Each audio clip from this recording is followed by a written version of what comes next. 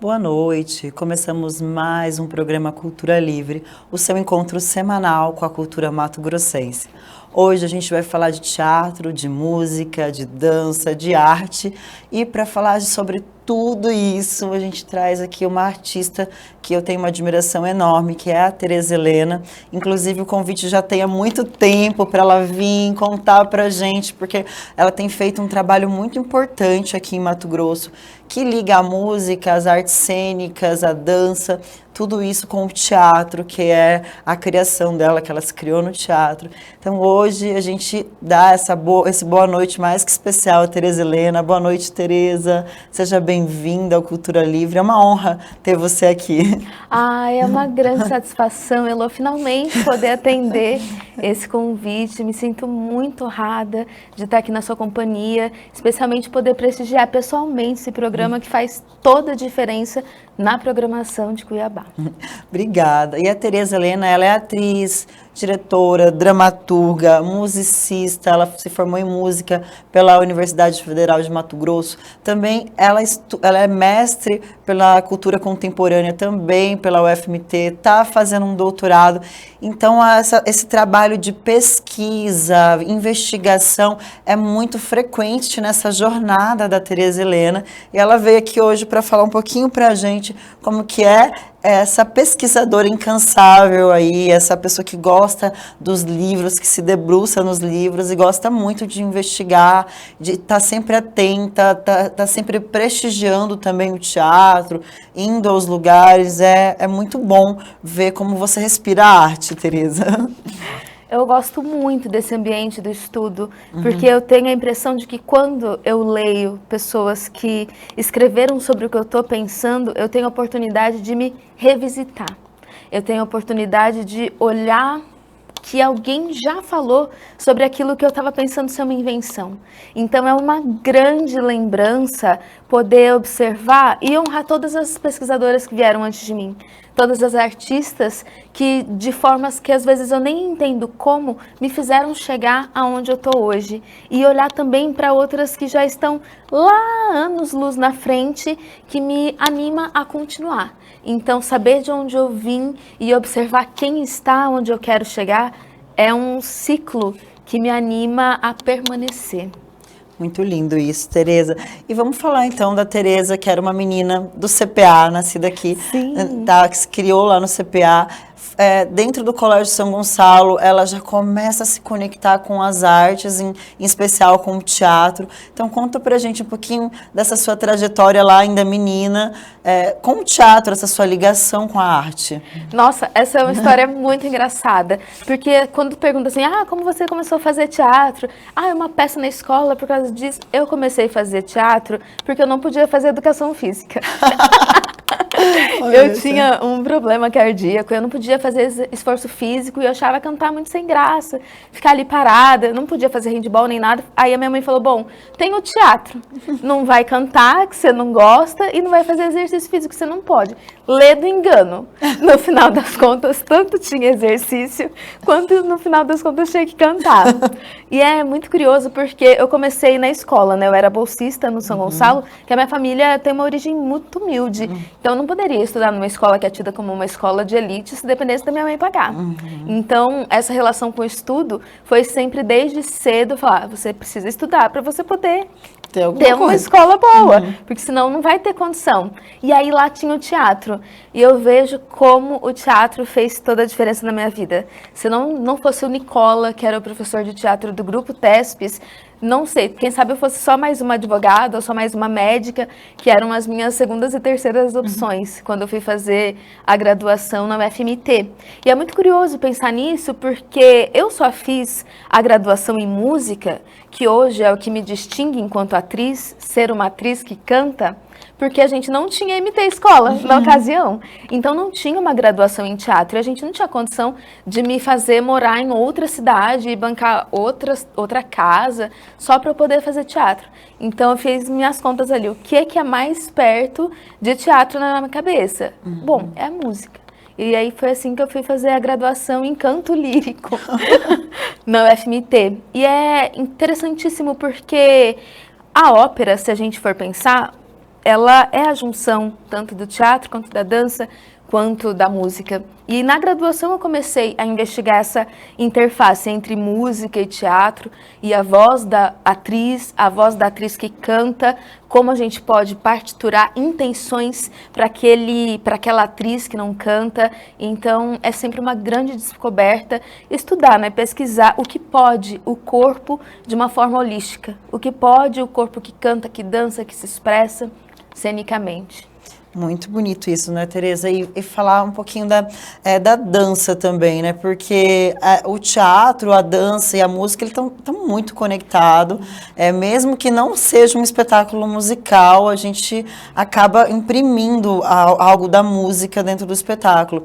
E isso está muito presente também em todos os seus trabalhos. Foi a partir da UFMT ou isso já vinha antes? E a UFMT só fez você entender melhor o caminho?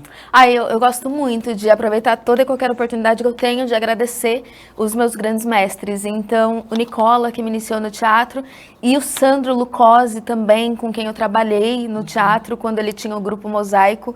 E o Mosaico tinha essa relação de corpo, voz e dança. Ele tinha esse pensamento coreográfico. Ele sempre chamava pessoas para coreografar. Então, a gente entendia que essa disposição do corpo era essencial para o teatro. E depois disso, eu aprendi muito sobre dança também com Clodoaldo Arruda. Eu não cheguei a fazer parte do Coma Dança, que é o grupo dele, mas na ocasião em que eu fazia o curso tecnólogo do SESC, no horário do almoço, ele tinha um curso, um experimento para dança contemporânea e por algum tempo eu fiz parte. Nossa, e pensar esse corpo contemporâneo, que é o corpo que pode fazer aquilo que tem condição. Foi tão empoderador, tão libertador para mim, porque eu achava, então como eu vou dançar se eu não fazia balé quando eu era criança? Como eu vou dançar se eu não sei fazer um espacate, se eu mal coloco a ponta do dedo na ponta do pé. E a forma como Clodoaldo pensa a dança te faz entender que o seu corpo dança como ele é. Então, é a sua dança, são os seus propósitos. E eu acabo levando isso para a cena. Então, eu penso o espetáculo como se ele fosse um gráfico. Um gráfico, mas numa pauta, como se fosse uma pauta de música. Então, tem a linha dos instrumentos, mas no lugar dos instrumentos o que o corpo vai fazer, o que a voz vai fazer, o que o texto está dizendo e que imagem eu quero construir com esse conjunto. Então, na minha cabeça, essas coisas estão realmente atravessadas, imbricadas, e elas se diferenciam por isso. Sim. Isso me faz lembrar que depois, né, bem depois, você tem um trabalho com a Elka também, que é da dança, e que também já vem por causa dessa sua pesquisa mesmo, né, desse corpo que... E o espetáculo da Elka também é isso, né, apesar dela ser uma bailarina e tal, mas é um corpo que traz outro tipo de dança, né? Sim, trabalhar com a Elka é tão incrível. Elka é uma artista, uma grande dançarina, uma grande bailarina e uma pessoa, assim, iluminadíssima, super generosa. É um encontro muito curioso, porque na minha cabeça eu sou uma atriz que dança e na cabeça dela, ela é uma dançarina que atua. É muito curioso. Se completam, sim, né? É muito interessante como essas pontas que tecnicamente por uma arte mais convencional se antagonizariam, o que podem quando se juntam. E tanto Selfie, que foi o primeiro espetáculo que eu dirigi da Elka, quanto o Para Menores, que é esse segundo trabalho, quanto o Peregrinos, que é o terceiro trabalho no qual a gente está investindo agora, tem essa, eu não vou dizer uma transição, porque ela não deixa a dança, mas tem uma aventura mais acentuada com o teatro. E é muito bonito ver a Elka se desafiando com as palavras, porque a maneira que ela tem de falar é com o corpo. Mas se a gente pensar que voz é corpo também, ela está dançando com a voz. E é muito interessante ver como ela faz um trabalho rigorosíssimo, disciplinadíssimo, com todas as partes do corpo, inclusive com a voz. E isso aparece nos 3 trabalhos. É muito legal. E também vem da sua forma, né? Dessas pesquisas que você também vem fazendo há muito tempo. Então, você acha que isso é algo que você também colabora com o trabalho dela entender esse lugar, né, Tereza? Sim, eu penso a direção, em especial a direção quando é feita por uma mulher e quando pressupõe o protagonismo de outra mulher. Então, eu acredito que não se trata de deixar o espetáculo com a minha cara porque eu estou dirigindo, mas se trata de como a Elka pode fazer, como oferecer materiais para que ela faça o que ela gostaria. Então, eu me baseio muito por perguntas. Eu acredito que as perguntas, elas te levam aonde você deseja. Então, ter um problema artístico é ótimo, porque sem um problema bem definido, você pode ter soluções incríveis, mas pela falta de recorte, você vai abrir mão de ideias geniais que podem te ocorrer. Então, eu preparo um tempo bastante significativo para fazer perguntas que possam favorecer criações com corpo, com voz, criações para a cena, para mobilizar a cena através de perguntas. E essas perguntas vão mudando a partir do que as atrizes e atores com quem eu vou trabalhando vão oferecendo de volta. Muito bom. E, Tereza, isso também, você também, desde muito nova, acho que o Sesc foi praticamente o quintal da sua casa. Sim. Você morava mais no Sesc do que lá, então você estava presente em todas as oficinas, sempre muito curiosa, muito disposta e atenta ao que o Sesc tinha para te oferecer. Então, você passou por muitas oficinas lá dentro, te capacitando, e além disso também, aí você dando esse retorno, porque você já chegou a viajar com o Sesc aí pelo Brasil, com a Cia Tereza João. Sim. E então conta pra gente um pouquinho dessa experiência até a fundação, né, da Cia Tereza João. Esse é um período que eu tenho muita saudade. Eu morava, depois de morar no CPA, a minha avó desceu e a gente mudou para o Porto para poder cuidar dela. E aí eu ia andando da casa da minha avó até o Sesc todos os dias, com um guarda-chuvinha e uma sombrinha e uma mochila. O Clodoaldo até colocou essa cena uma vez num espetáculo que a gente dançava bolero de Ravel. Eu linda com a minha mochila e guarda-chuva. E sim, eu estava em todas as oficinas, podia ser de literatura, podia ser de aquarela, podia ser de dança, de culinária, eu estava ali, que era um ambiente que me colocava em contato com outras pessoas. E aí eu conheci o João Manuel num curso que era uma parceria do governo do estado com o Sesc Arsenal, que foi o curso técnico de artes cênicas. E o João tinha desejos parecidos com os meus. Ele também queria fazer teatro, mas também não dava. Aí a minha alternativa foi a música, dele foi o jornalismo. E a gente começou a criar textos de cordel, que foi o Desafio Fianfiota. Aí depois a gente começou a pensar em transcriação, quando a gente adaptou A Cidade Sem Sol, da Lucinda Persona, para um espetáculo para a infância. A gente também adaptou uma coletânea de contos como locomotiva de histórias. Então, a gente trabalhava bastante, tanto com o público infantil, quanto com o público infanto-juvenil. Num determinado momento, quando a gente estava para se formar no curso, a gente continuou com os contos, que eram uma ligação maior que a gente tinha com a literatura, com um espetáculo Ela Lava, Ela Enxuga. No Ela Lava, Ela Enxuga, que a gente já tinha terminado a graduação em música, e eu já estava, a graduação em artes cênicas, e eu já estava na música, eu falei, João, queria tanto tocar nos armários. E o cenário era um armário de cozinha, que era a antiga cozinha da minha mãe. Ela ia reformar a cozinha, eu peguei os armários, e aí a percussão toda eu fazia na cozinha. Então era aquele rangido da porta, que às vezes é uma coisa que pode soar como um ruído e atrapalha, eu usava para fazer um som de uma cuíca. Quando a gente passa o dedo assim em cima do copo e ele tá molhado, ele faz um som. A gente ia combinando esses sons para fazer uma música cênica só com os elementos da cena. A partir daí eu comecei a observar o som que a cena pode ter, o som que eu gostaria que a cena tivesse, e por muito tempo, tanto o guarda-chuva que me acompanhava da casa da minha avó, até o Sesc, começou a se tornar uma marca que aparecia em todos os nossos espetáculos. Era tão gostoso. Coisa linda, né, de rever. Nossa, passou umas fotinhas sua ainda menininha mesmo.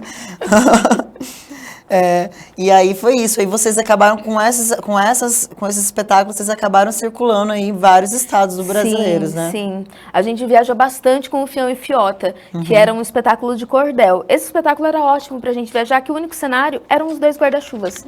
Então o guarda-chuva virava tudo. E aí, com isso, era móvel, né? Era fácil. A gente foi pra Rondônia, a gente foi pra vários outros lugares. Foi muito interessante.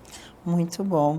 E, Tereza, você também é uma das fundadoras, né, do Parágrafo Cerrado, que já vem com a sua conexão quando nasce a vontade de ter uma escola de teatro aqui em Cuiabá, e aí te convidam para estar junto desde o início, né? Então você está dentro da MT Escola de Teatro desde o início, e você entra como orientadora e depois você passa a ser uma atriz docente, artista docente de dramaturgia.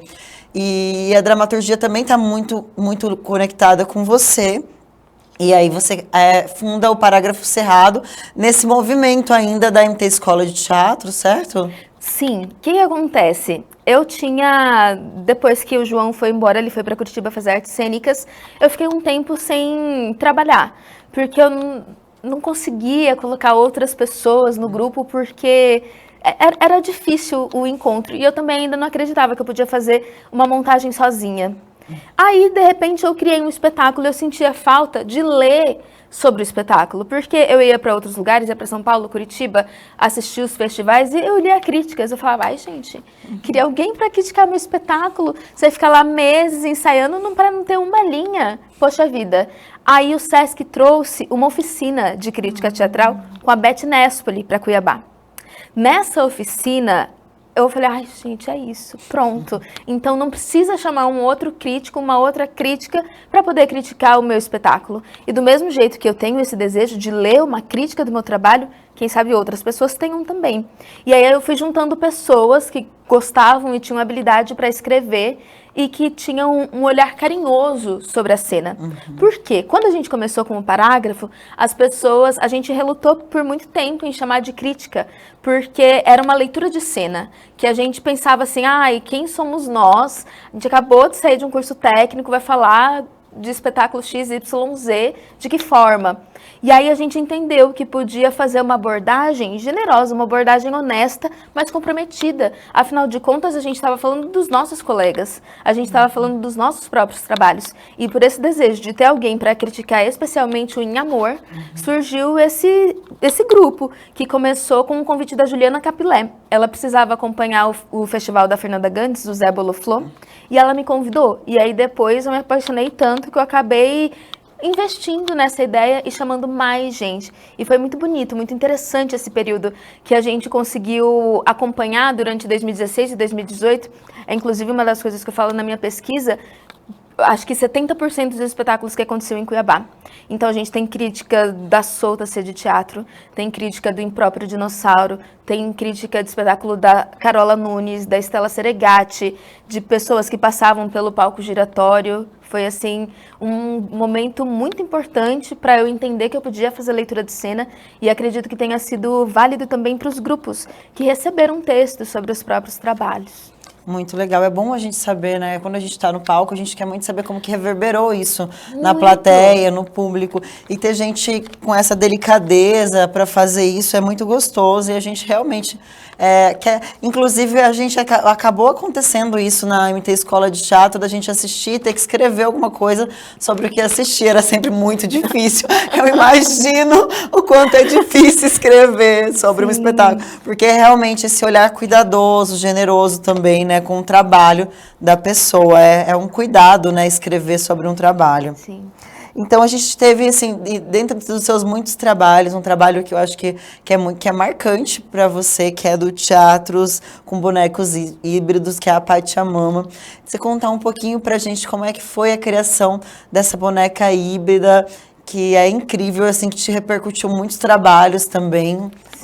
Que também, Tereza, vem de uma história com teatro de bonecos já anteriormente, né? Sim, nessas oficinas que tinha no Sesc, tinha uma oficina de bonecos. E aí eu comecei a fazer essa oficina e logo chegou o período de férias. E aí eu, com o Santiago Santos, que é o meu companheiro, fizemos uma viagem pela Bolívia e Peru. Nessa viagem, eu vi muitas cholas, que são aquelas mulheres bolivianas que têm aquelas tranças longas, o chapéuzinho, que carregam um aguaio, que é aquele tecido colorido. Então, para mim, a viagem rendeu, entre aspas, a Pachamama, e para o Santiago rendeu o Na Eternidade é Sempre Domingo, que é uma viagem com a qual a gente tem muita ligação, porque deram dois frutos artísticos muito interessantes. E a Pachamama, ela é uma boneca híbrida que eu confeccionei na oficina do Bruno Dante. Nessa mesma oficina estava Milena Machado, Maria Clara Bertúlio e Juliana Graziella. Foi muito curioso porque cada uma de nós fez uma boneca que parecia consigo mesma, mas que parecia ter vindo de outro povo, de outro mundo, de outro lugar. Então, a Pachamama mais andina, A Epifânia tem uma característica assim mais xamânica. A avó Rosita, que é da Maria Clara, uma benzedeira. A Juliana Graziella fez a Índia Rock, é uma mulher indígena. E aí, as 4 bonecas se encontraram e a gente fez o Círculo de Mulheres. Nesse momento, eu comecei a perceber que eu tinha um interesse em falar sobre assuntos femininos, em observar como se constrói e do que precisa uma mulher para ter protagonismo na cena. E a gente começou a criar esse trabalho de cuidado, porque as 4, elas saem como se elas fossem cuidadoras delas mesmas e cuidadoras de outras mulheres. Aí esse trabalho é lindo, lindo, lindo, lindo. Teve episódios assim da gente estar fazendo a intervenção com o Círculo de Mulheres na rua, e a gente vê uma mulher numa ponta e de repente ela já estava ali com a gente, pedindo uma bênção para as bonecas. É muito forte esse trabalho. Eu fico assim, meu Deus, gente, a gente pode estar anos sem fazer, quando a gente se reencontra e faz, é de arrepiar. Eu acredito que realmente existe um portal magístico, alguma energia que circula quando as bonecas estão juntas, e nós também, que abre para outras experiências. Eu me sinto muito transformada quando eu encontro essas meninas, essas mulheres e as bonecas delas, e a gente faz essa encenação. É muito curativo. É engraçado falar isso, né? Mas é forte. É forte, eu já tive a oportunidade de ver, é muito forte. E uma coisa também, elas nasceram juntas, né? Então, estão ligadas, né? Estão muito conectadas. É verdade. Esse encontro aí sempre vai ser potente, realmente. E fala um pouquinho do trabalho também, Game Over, que você fez, e o Contavento, que você voltou para atuação de coletivos. O Game Over é um resultado, é uma experiência, uma parte de uma outra oficina que eu fiz no Sesc, que foi uma oficina de teatro lambi-lambi. A Raquel Mutzenberg já estava fazendo teatro lambi-lambi, e eu achei muito interessante quando ela apresentou a caixinha dela, que o teatro lambi-lambi é um espetáculo curto que acontece dentro de uma caixa. E ela tinha o Agostinho Peixe Grande. E eu achava aquilo lindo, né? Aí teve uma outra oficina, eu falei, vou fazer essa oficina. E eu tenho uma relação muito realista com a desidealização do amor.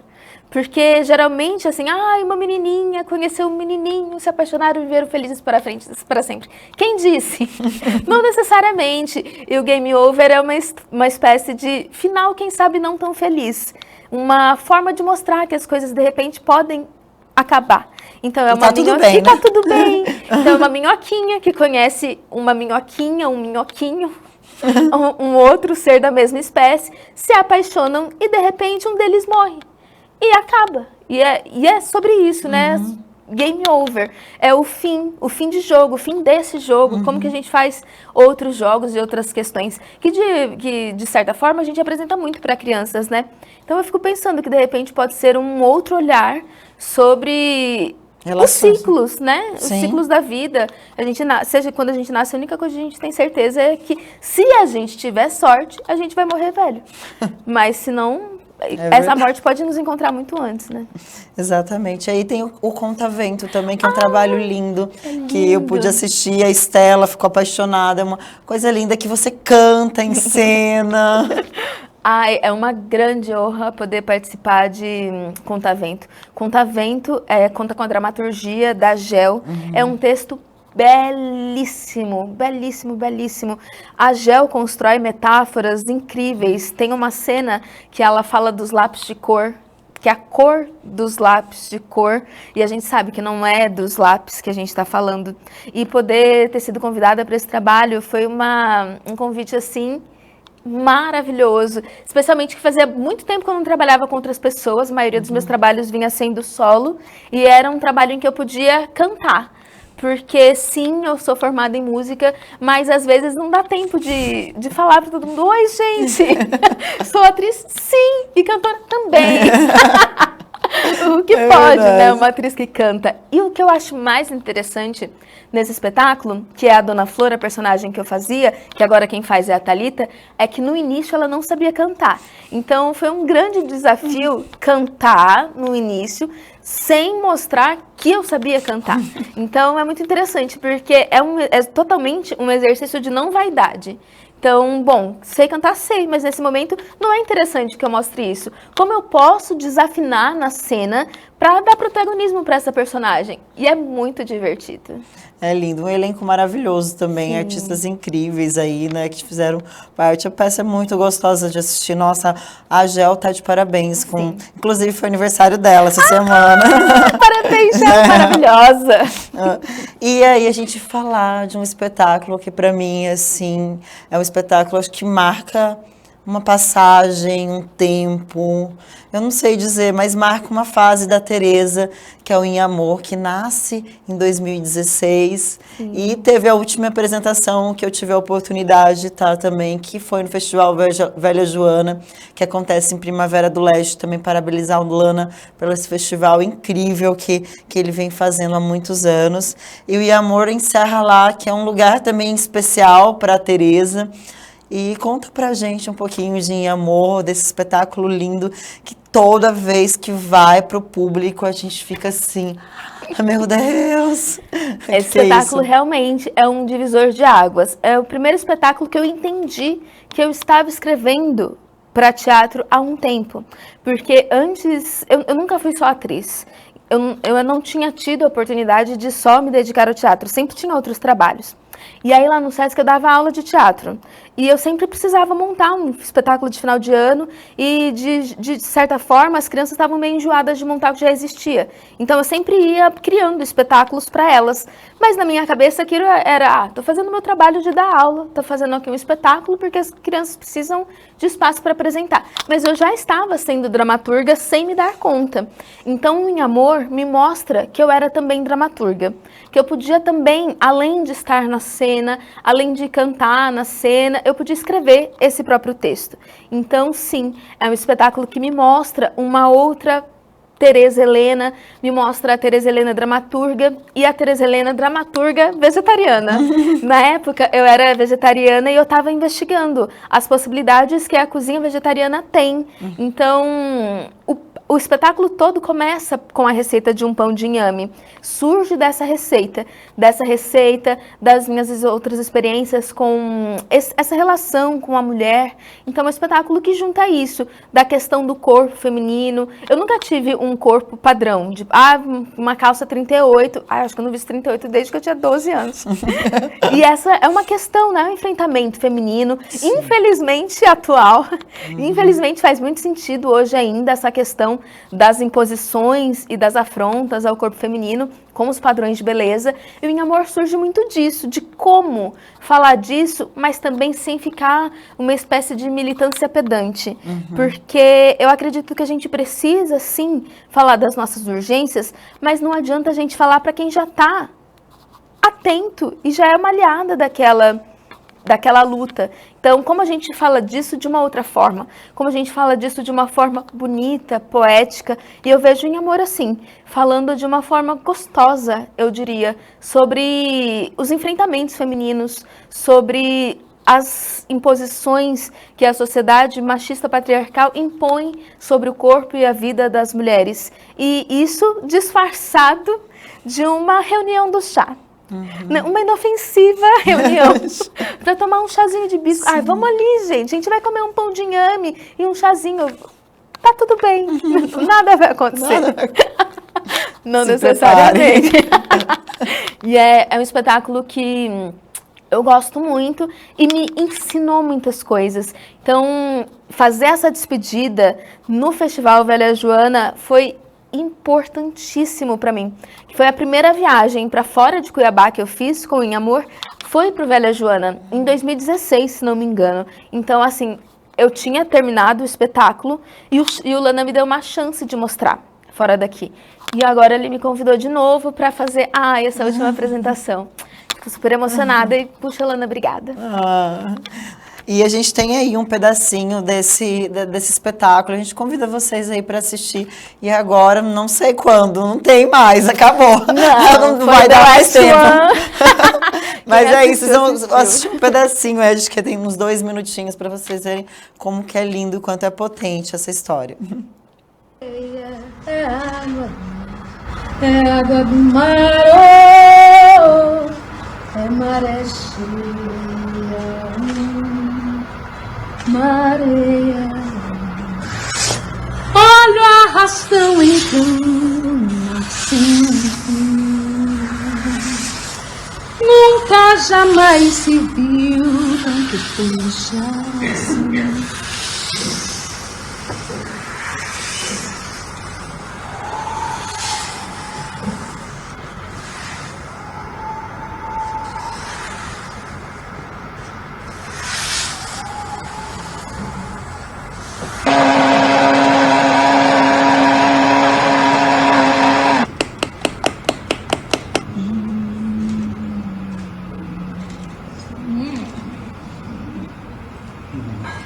Do chão brotou aos borbotões o que um dia seria pão.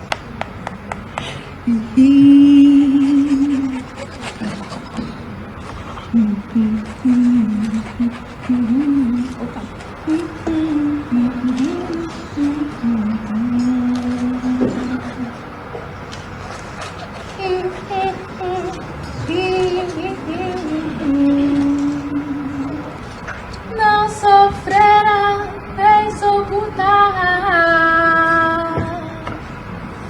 o que nem toda feiticeira corrompe. Ai, quero um pedaço. Nem toda brasileira é bunda.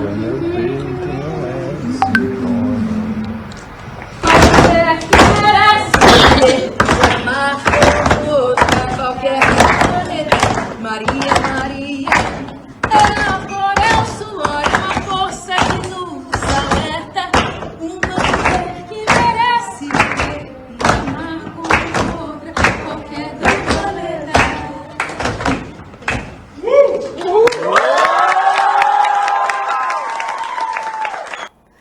É muito lindo, eu fico emocionada só de lembrar. Foi muito forte esse dia.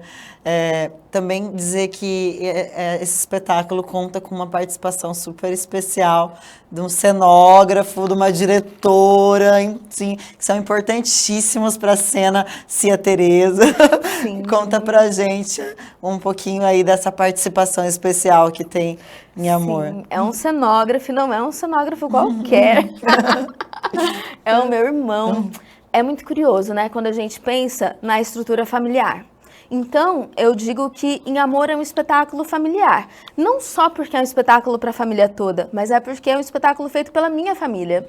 Eu ensaiava essa peça quando a gente ainda morava lá no CPA.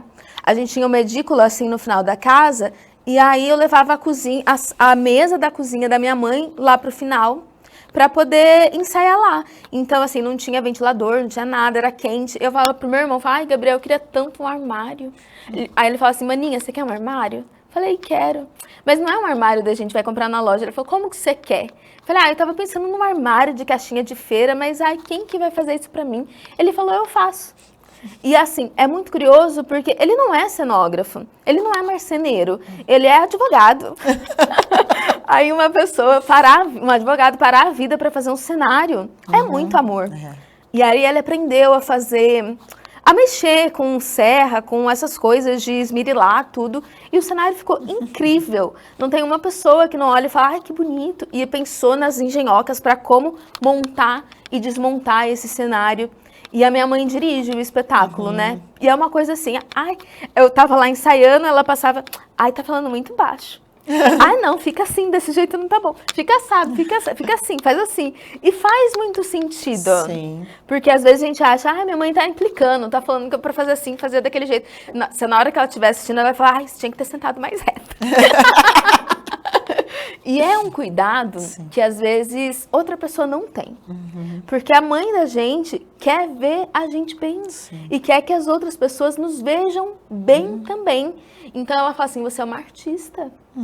E é muito curioso. As pessoas têm que ouvir o que você está falando.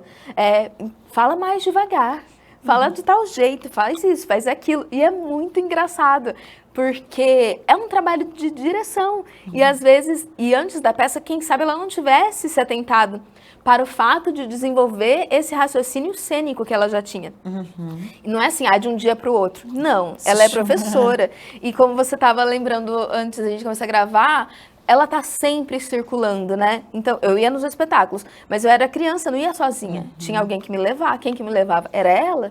Então, uma experiência de audiência de espetáculo que eu tenho é também graças a ela, que sempre se preocupou em me levar para eu poder ter essa experiência cultural, né? Eu lembro da primeira peça que eu fiz depois que eu saí da escola, que foi a peça do Cena 11. E aí já tava lá minha mãe, meu irmão, na cena do Alto da Paixão, assim, junto comigo. E é muito interessante a gente olhar para essas coisas e valorizar.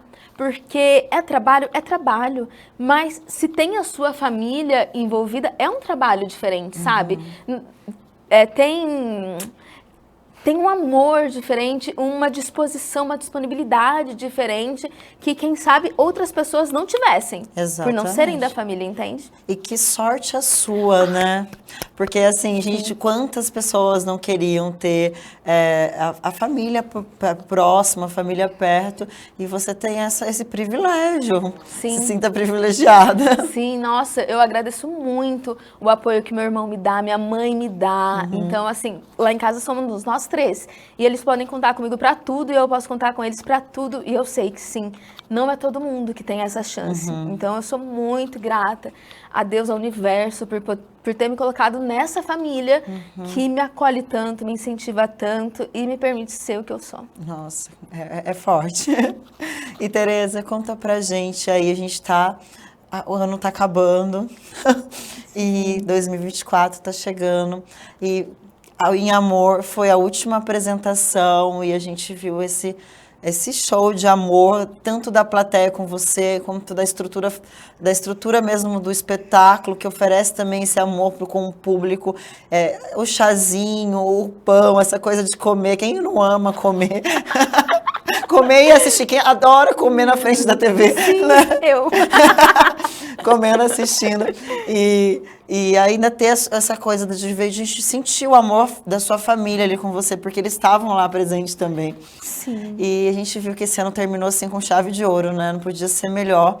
E o que você pretende aí para 2024? O que vai acontecer? Já tem muita coisa.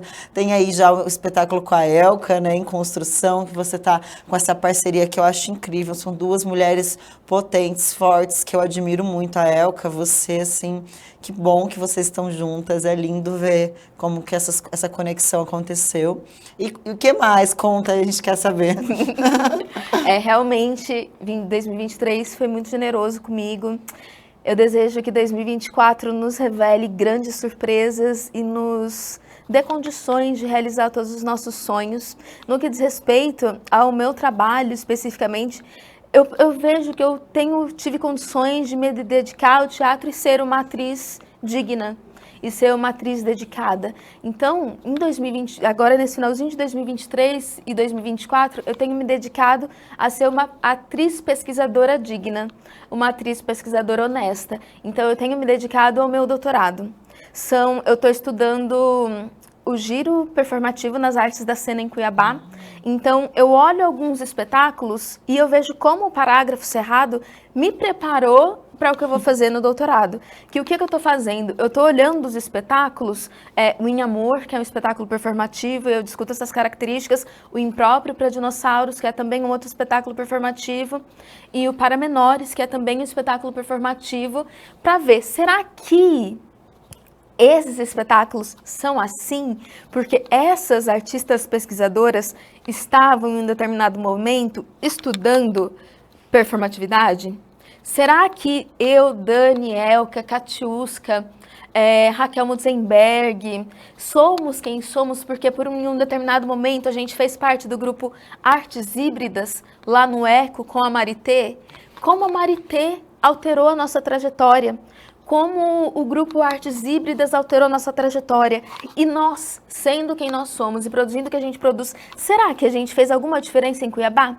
Que diferença é essa? Será que, de alguma forma, esses espetáculos contribuíram para uma visibilidade do teatro performativo na nossa cidade? Onde entra a MT Escola em tudo isso? Porque, veja... Todas passaram, né? Todas nós passamos pela MT Escola. Então, teve um momento que estava eu, Dani, Karina, o Everton, o Jean... Aí depois chegou a Cate, e era todo mundo do Artes Híbridas. Então eu acredito, e é a minha tese, de que de repente a gente ter estudado o que a gente estudou, ter feito o que a gente fez e ter ido para a MT Escola, a gente talvez tenha construído uma espécie de singularidade na perspectiva da formação de futuras e futuros artistas pesquisadores. E é muito importante pensar que não é porque o Artes Híbridas existiu e que porque ele estava na MT Escola, que o Artes Híbridas ficou com a cara da MT Escola e não, porque sempre tiveram outros artistas, você tá lá e tem também outras grandes artistas e é incrível observar como essas diferenças se complementam. Então, nesse momento, eu tô, assim, super comprometida em ler tudo que precisa, em fichar tudo que precisa, para a mesma dedicação que eu dou para a cena, eu dar para esse texto. Porque eu tenho um compromisso pessoal que é assim, Elô, eu acho que a faculdade, ela tem que ser legal. Porque se ela não for legal, a pessoa não vai querer ficar. E a gente fica tanto, ai não, artista tem que estudar, artista tem que ser isso. Mas aí o artista chega lá, você fala, ai, você não serve para isso. Ele não vai ficar, ela não vai ficar. Então, eu me esforço para que na cena eu possa falar da forma mais simples possível aquilo que eu desejo, para que encontre reverberação. E no meu texto da tese agora, eu tenho me esforçado também para que não seja um texto sem graça, para que não seja um texto difícil, para que seja um texto convidativo, para que, quem sabe, as estudantes, as futuras estudantes da MT Escola, quando quiserem estudar teatro performativo, não precisem necessariamente começar com coisas dificílimas, tipo Érica Fischer-Litt, que não é fácil. Não, é muita leitura do mesmo texto para você começar a entender. E assim, é importantíssimo que, olha quantas coisas incríveis acontecem em Cuiabá. Sim. Alguém precisa falar disso, né? E eu tô fazendo da minha tese também um espaço para fazer esse arquivo. Maravilha, que lindo, Tereza, parabéns aí. É muito legal ver o quanto a pesquisa tá com você, e a gente vê isso até nos seus trabalhos na cena mesmo.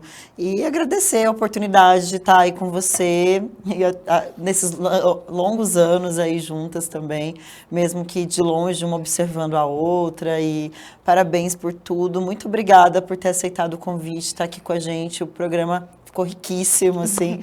Acho que é um arquivo necessário sobre uma artista potente que faz acontecer aqui no Mato Grosso e sempre interessada, né? Sempre ali, proativa, sempre disposta a ajudar. Isso é muito bacana em você. Parabéns. Obrigada. Ai, eu que agradeço. Uma grande alegria estar aqui. Eu tô achando esse programa muito importante, muito necessário. E que bom que ele é protagonizado por uma mulher. É importante ocupar esse espaço. E muito obrigada por ter me convidado para ocupar esse espaço com você hoje. Obrigada. Gente, vocês aí de casa, meu muito obrigada. O ano está acabando, queria deixar aqui para vocês minha gratidão imensa, porque o Cultura Livre a gente faz para vocês que estão aí em casa mesmo, para vocês assistir. Eu adoro quando vocês mandam e pedem quem vocês querem ver aqui no Cultura Livre. É muito gostoso ver a participação de vocês. E é isso, a gente está aberto para fazer a nossa cultura criar mais e mais força. Eu acho que aqui é um canal de comunicação muito importante com o público também, do artista com o público. Aqui o artista mostra e o público conhece, e assim, é muito gratificante o que a gente fez juntos, né? Porque eu acho que o Cultura Livre é feito também por quem está em casa, pelo artista que cede sua hora aqui com a gente, e a gente está muito feliz com o resultado que a gente teve em 2023. Falar para vocês que 2024 vem muita coisa boa por aí, e aguardem. Nosso muito obrigado e até logo. Fique com a gente com o segundo bloco do Cultura Livre. Até mais!